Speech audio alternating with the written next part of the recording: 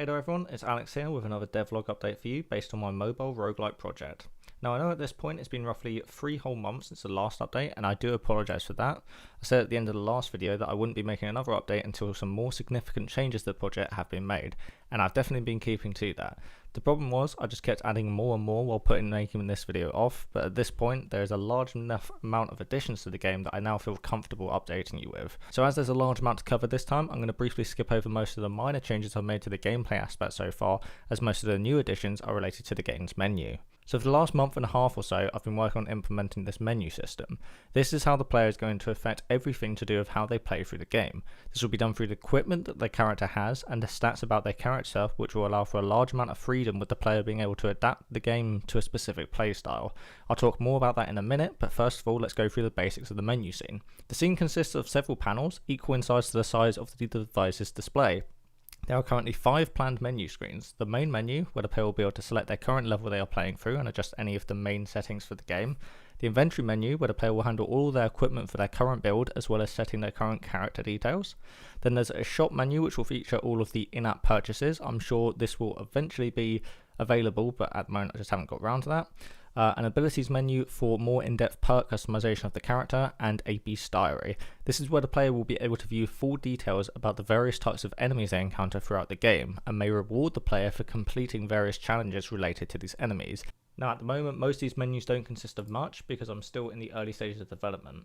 The inventory menu however is what I've been dedicating most of my time to, which I'll talk about in detail in a bit. First I'd like to go through some of the technicality of how I set up this working menu. Currently all of the menu screen panels are child objects of this object named menu screens. When one of the buttons at the bottom of the screen representing each menu is pressed, this parent object uses a tweening animation in order to slide to the position of the menu we have selected, bringing it into view of the player. You can also see that the buttons are all aligned using a layout group, and the current selected menu is scaled out in order to indicate it is the one currently being selected. I do this by scaling the press button 2 times and setting all of the others back to a scale of 1. After setting up the buttons, I then added in drag detection. This will allow the player to slide their finger or thumb across the screen in order to move between the menus. This is calculated by keeping track of when a player starts dragging the screen. It tracks the amount your finger has moved left and right since you first pressed down on the screen and uses this to move the menu with your finger. When the drag has been released, it compares the distance dragged to the width of one of the screen panels as a percentage. If that percentage is more than 50% of the width of a screen, as in you have moved by more than half of a screen's width, then it knows you have dragged enough to move to the next screen. It then compares the current position to the positions of each of the different menu screens to find out which is the closest one. Once it knows which the closest screen is, it will move to the current position of that screen before updating the currently selected screen. So now we've covered the basics of how the menu is all working, let's talk a bit about characters and classes, a system I've been working on now for a while. So in a lot of these roguelike games, one of the most common complaints I see from players in forums such as Reddit is related to the sheer range of available items in the game. The developers consistently add in new items, and as an item drop is completely random, it means that if the player is trying to grind for a particular item they like using, they will find it very unlikely to pick up more instances of that item needed to improve its quality. This is an issue I wanted to specifically address with my game, and as such I developed classes. Classes will each have particular playstyles related to their type of equipment that they can use. Each class will have 2 particular weapon types to use, and when playing these classes, the item drops for the player receives in-game will be directly related to the equipment for their current class they are playing. This means that if, for example, you have the Archer class selected, which uses either a bow or crossbow as their weapon, you'll be able to level up this class and equipment separately and focus on building your character around the type of equipment you like to use. The game will end up featuring several different classes, each catered to a different playstyle, and the weapons they use will lean in favour of specific stats.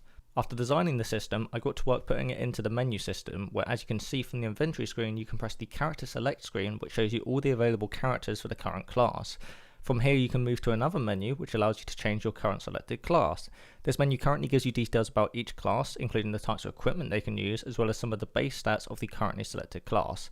Of course at the moment I'm just using random sprites to represent the items until I've done more sprite work.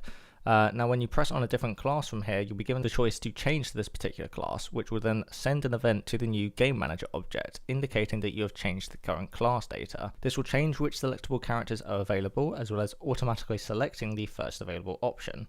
The current plan is that the more you level up a specific class, the more characters for that class you'll unlock, which will have slightly varying stats. Changing class will also refresh the items displayed to you in the inventory to represent what you currently have unlocked with your current class. And so that brings us finally onto the items themselves. The first thing I did here was set up drops from enemies when they are killed in the game.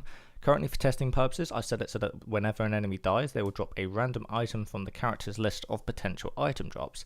These potential items are indicated by a simple enum name of the item.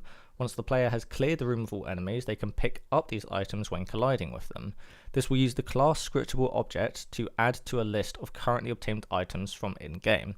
I use scriptable objects to represent the class and character data because they persist between the scenes, meaning when a player goes back to the menu and selects the inventory screen, it will check if there are any items that have been picked up from the in-game and create a new prefab in the grid for each item. This will give it some base details of the item, which have been predefined using a dictionary on the game manager to set the base stats.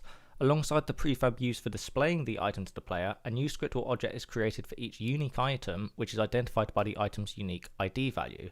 It uses this to save the data away to a file on the device, which can then be used to load back into the inventory when relaunching the game. This is what allows the items to persist between closing and opening the game. The saved binary file is also updated whenever the player makes a change to the specific item, such as upgrading its current level. I've already set up the cost for upgrading each item, I just haven't applied it into using any sort of currency yet, which is the next step for this process. As well as that, I am also going to soon start playing out the fusing system, which a player will use to upgrade an item to a higher quality. On top of that, I'm also planning a very in-depth customization system for each item, which will allow the player to really customize it to their liking, including putting points into specific stats for an item. I'll talk a lot more about all of this in the next update video, but I think that's a pretty good place to end it for now.